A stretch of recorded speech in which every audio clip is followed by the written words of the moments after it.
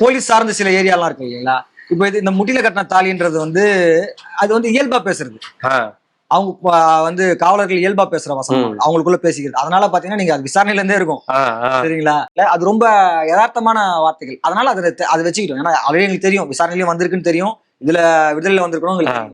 அதனால அதை வச்சுக்கிட்டோம். மற்ற இதெல்லாம் இருக்கு இல்லையா? இப்ப இஸ்லாமியர்கள்னு நாங்க பண்றதுக்கான காரணம் வந்து எங்களுக்கு முதல்ல அது இஸ்லாமியர்களா அந்த கதைகள் இல்ல எங்களுக்கு. அது எழுதும்போது அவர் சந்திச்ச மனிதர்கள் வந்து இஸ்லாமியர் கிடையாது. அவர் சந்திச்ச மனிதர் வந்து வேற ஒரு இந்து தான். சோ வந்து என்னவா இருந்ததுன்னா ரெண்டு பேருடைய லைஃப் இருக்குல்ல, அந்த லைஃப் எங்களுக்கு ரொம்ப பெருசா பாதிச்சது. அவர் சொல்லும்போது இந்த ரியல் லைஃப் இன்சிடென்ட்ன்றதால ரொம்ப பெருசா பாதிச்சுது. அப்புறம் இதுக்குள்ள நம்ம ஏதாவது ஒண்ணு பண்ணணும், ஒரு சின்னதா நம்ம ஒண்ணு ஒர்க் பண்ணணும், இன்னைக்கு இருக்க சூழலுக்கு ஏற்ற மாதிரி நம்ம ஒண்ணு ஒர்க் பண்ணணும் அப்படின்னு நினைக்கும் போது நாங்க டிஸ்கஸ் பண்ணி பேசிட்டு இருந்தோம்.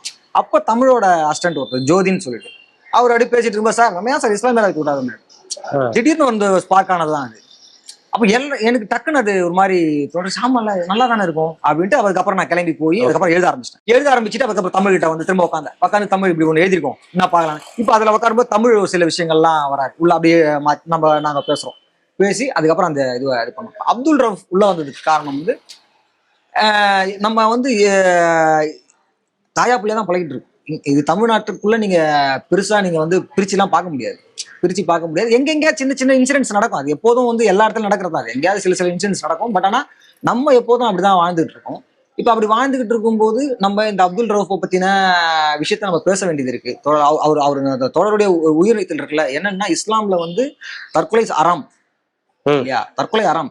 அதையும் தாண்டி ஒருத்தர் வந்து தன் உயிரை வந்து இந்த இனத்துக்காக கொடுக்குறாருன்றது இருக்குல்ல, அது ரொம்ப முக்கியமான இதுவா இருந்தது. அப்புறம் சினிமால அதை நாங்க பதிவு பண்ணணும்னு தோணுச்சு. சினிமாவில் நம்ம இதை பதிவு பண்ணலாம் அப்படின்னு தோணுச்சு. ஸோ அப்போ நாங்கள் உட்காந்து தமிழோட உட்காந்து பேசும்போது தமிழும் வந்து அதை இது பண்ணலாமா, அதை பண்ணிடலாம் அப்படின்னா சார் அப்போ நம்ம அதை டிஸ்கஸ் பண்ணி அதில் ஒர்க் பண்ணோம். இன்னைக்கு அது ரொம்ப பெருசாக பேசப்படுது. ஸோ வந்து ரொம்ப மகிழ்ச்சியா இருக்கு.